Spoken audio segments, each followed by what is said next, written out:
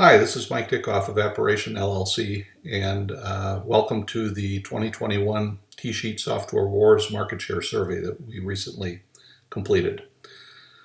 We've now done this survey 5 times starting in 2015, and it's become an annual affair since 2019.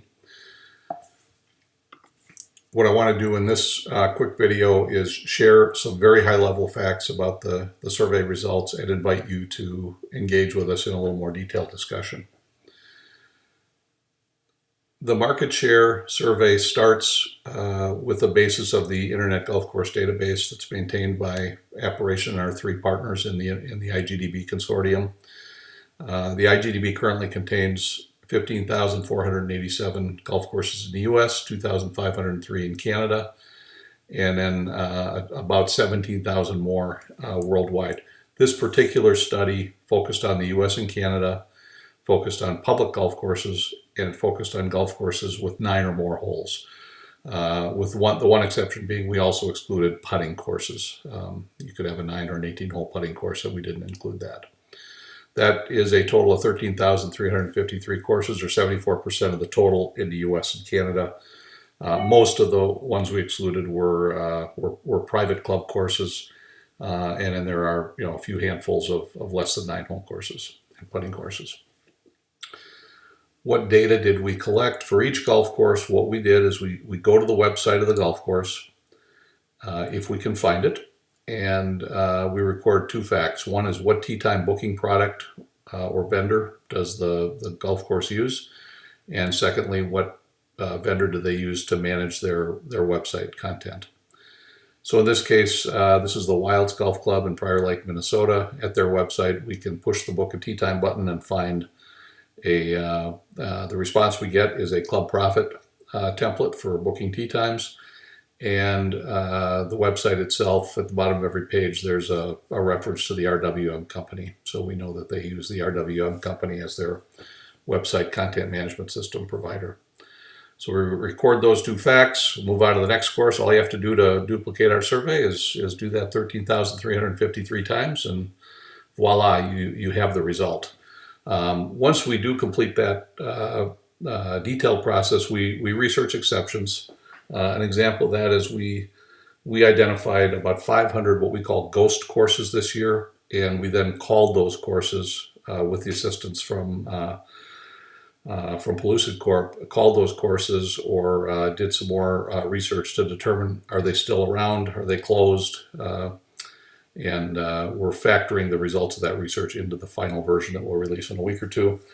We consolidate and summarize the data, so we have a spreadsheet that summarizes the data by vendor, breaks out the differences between US and Canada, etc.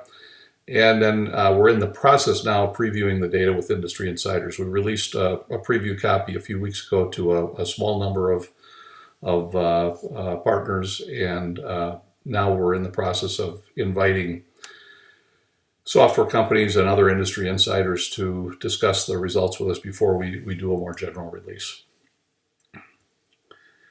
One interesting outcome of this year's result is that 43% is the percent of public golf courses in the survey that do not offer online tee time booking. So only a little more than half of US and Canada public courses currently offer online booking. For those that do offer online booking, GolfNow is we'll call them the dominant vendor, since they have 25% market share, and they also have a larger market share than what we call the 5 chasers. The 5 next largest companies combined have slightly less share than GolfNow alone.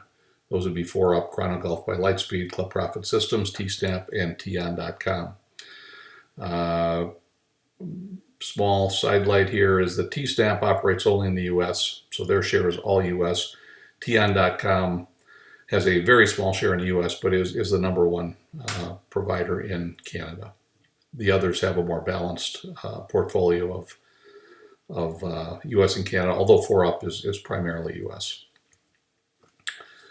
The other 8% of share, other than none and the 5 chasers, is spread across over 50 vendors, but 8 of them have between 50 and 150 course customers. You can see them listed here: Vermont Systems, which is currently owned by Club Essential Holdings; TQuest, Sagacity; Club Caddy, now owned by Jonas; Chelsea Reservations, now owned by North Star; CyberGolf; GG Golf, a Canadian vendor; and Total E Integrated, another Canadian vendor, but with a significant portion of its customers in the U.S.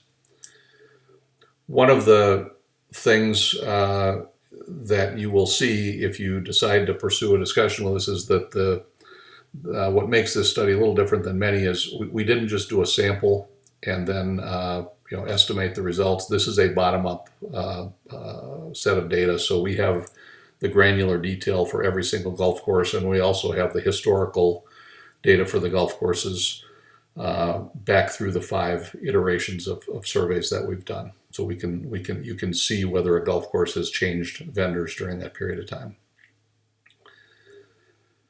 One quick note: we did have a casualty in the family this year. T-Master is now officially kaput.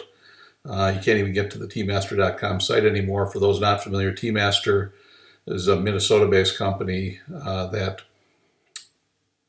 many people believe was the first company to actually complete an internet-based tee time booking reservation at Mississippi Dunes in Cottage Grove, Minnesota, back in the mid-90s. T-Master enjoyed significant market share here in the upper Midwest Minnesota market for many, many years, but has been in decline for a number of years, and this year has finally completely disappeared. A quick set of facts on the website side of things. The stats I showed you before were for tee time booking. You can pause the video and read these numbers if you care to see the detail, but the largest share is of courses that have a website but have no discernible branding on the site other than their golf course brand.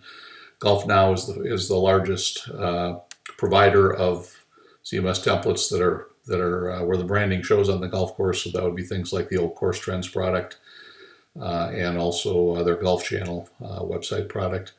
You can see Facebook pages represent a pretty significant share of golf courses. Courses over 1,000 courses use a Facebook page as their website. They don't have a separate branded website. And there are a number of other providers that have significant numbers of courses using their content management system to manage the website. In the middle of the page there, you'll see no website 463. That's the number of courses that literally have no web presence, no Facebook page, no website. Can't find them online. We're going to release the final version of this study in the middle of July. But before we do that, we would like to engage with as many participating software vendors as we can to get your insights, provide you with some early access to this information. And if you participate in a conversation with us, we'll share the full details of the study with you. That is the course-by-course spreadsheet of information. If you want to reach out proactively, there's the contact information to reach me.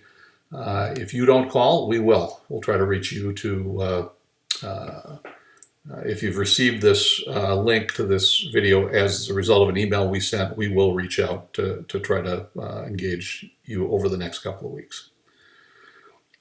I'd like to make a couple quick acknowledgments. Pellucid Corp did provide most of the research effort for the Ghost Course research. Those are the 500 courses that we couldn't find evidence of on the internet. And as a result of their research, we're actually going to identify almost 150 golf courses as now officially closed. They're courses that did at one time operate, but have given up the ghost, and that's why there's no internet presence for them.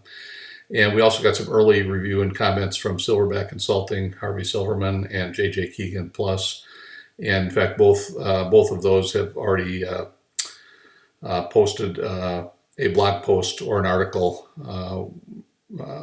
analyzing the results of the survey. You'll find Harvey Silverman Silverbacks in the NGCOA online publication, and JJ has included an article in his current email post that just came out today, June 30th.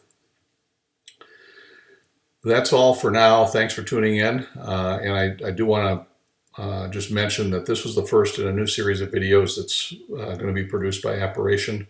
This is UBhUGv number 1, and a UBhUGv is an unprofessional but highly useful golf video. So our intention is to produce videos that have very unique and useful information related to the golf industry.